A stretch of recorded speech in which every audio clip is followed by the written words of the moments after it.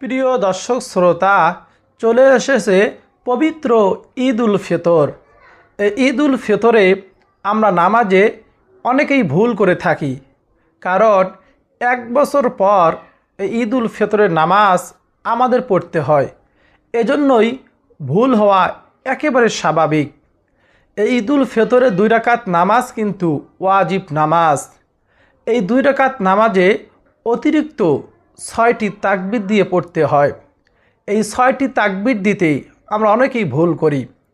প্রিয় দর্শক শ্রোতা, কোন তাকবীর দিয়ে হাত বাঁধতে হবে, কোন তাকবীর দিয়ে হাত ছেড়ে দিতে হবে এবং কখন কোন তাসবিহটি দোয়াটি সূরা কালাম পড়তে হবে, আপনি যদি আরবি নিয়ত না পারেন, বাংলাতে নিয়ত করে কিভাবে ঈদ উল ফিতরের নামাজ আদায় করবেন, আজকে সম্পূর্ণ নিয়ম কারণ আপনাদেরকে শিখিয়ে দেব। অবশ্যই আপনাদের শিখতে হবে, যদি ঈদ উল ফিতরের নামাজ সহি শুদ্ধ করে আদায় করতে চান। আজকের ভিডিওটি যদি শুরু থেকে শেষ পর্যন্ত দেখেন, তাহলে আমি ঈদের নামাজ প্র্যাকটিক্যালভাবে পড়িয়ে আপনাদেরকে দেখিয়ে দেব। আপনি ঈদ উল ফিতরের নামাজ সহি শুদ্ধভাবে শিখতে পারবেন।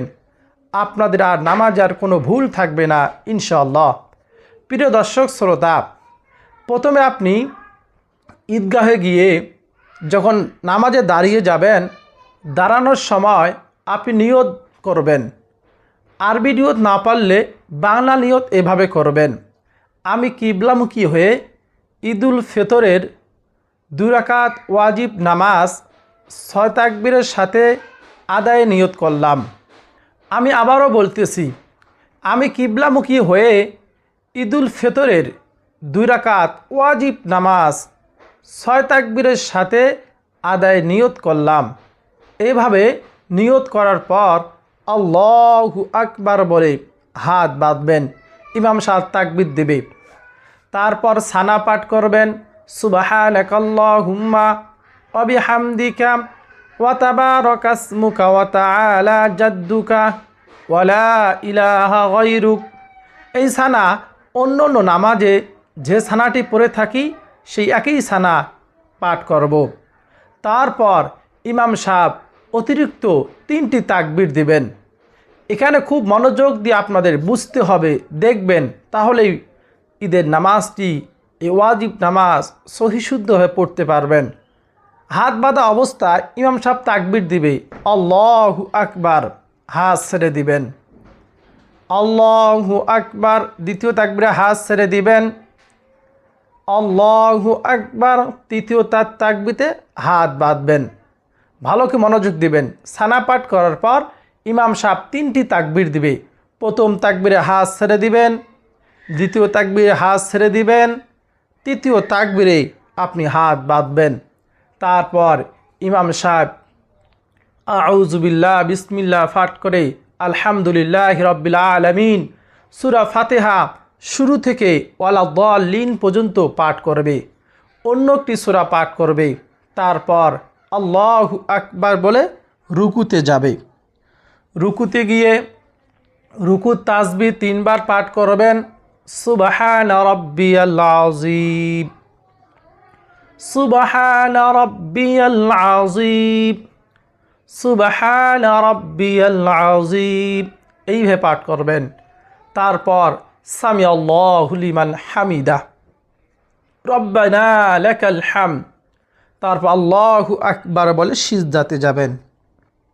সিজদাতে গিয়ে আপনি সিজদার তাসবিহ 3 বার পাঠ করবেন, কমপক্ষে 5 বার 7 বার পাঠ করা সুন্নত।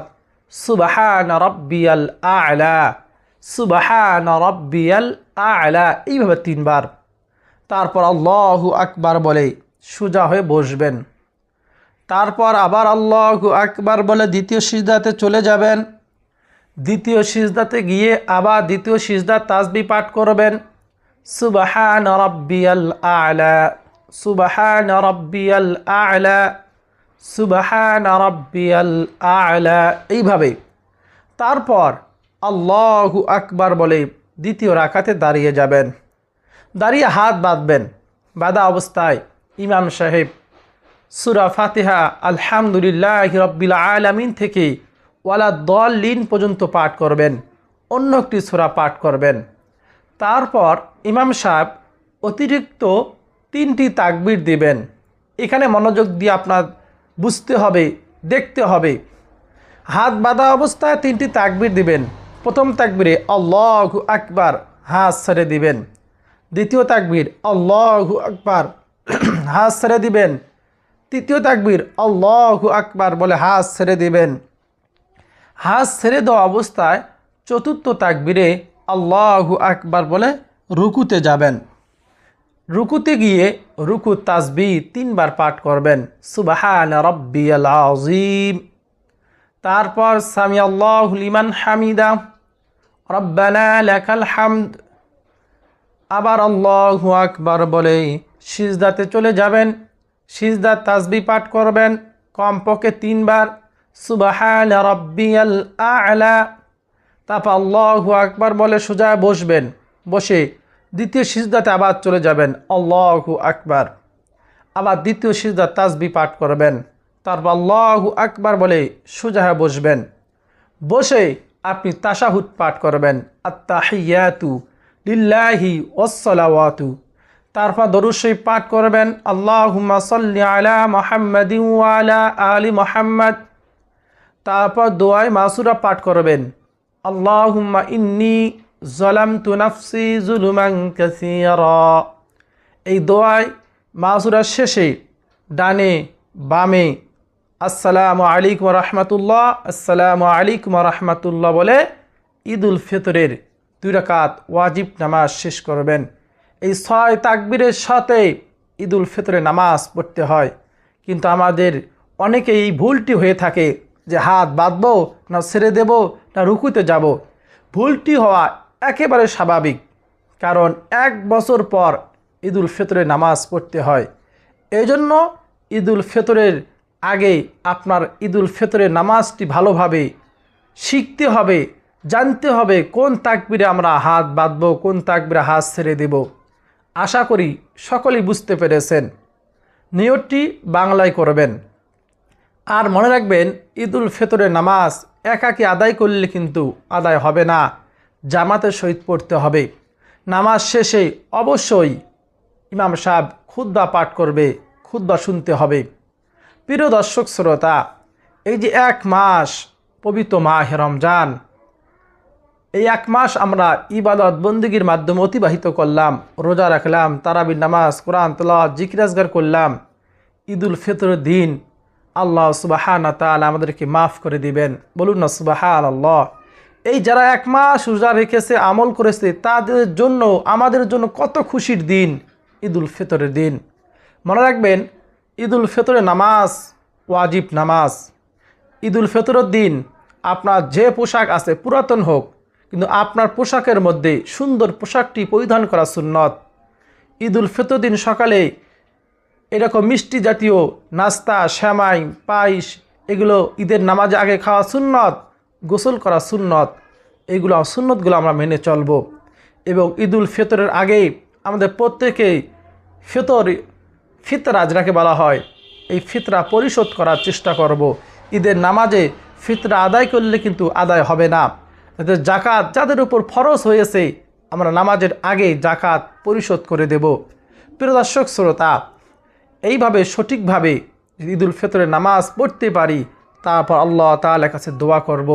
আল্লাহ তাআলা আমাদের দোয়াগুলো কবুল করবেন।